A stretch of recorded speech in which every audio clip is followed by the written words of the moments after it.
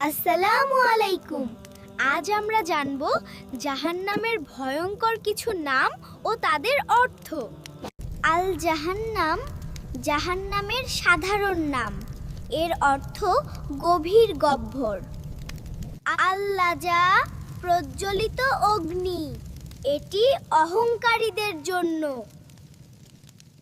আল হুতামা চূর্ণ বিচূর্ণকারী আগুন, যা অন্তর পর্যন্ত পৌঁছে যায়। আস-সাকার তীব্র দহন ও আগুনের স্থান, যারা নামাজ ত্যাগ করে।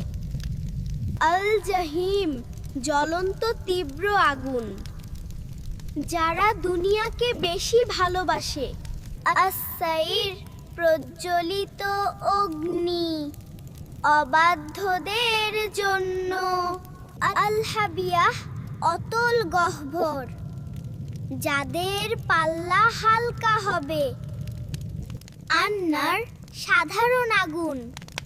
আল্লাহ আমাদের সবাইকে হেফাজত করুন। আসুন আমরা নামাজ পড়ি, ভালো কাজ করি আর আল্লাহর পথে চলি। আল্লাহ হাফেজ।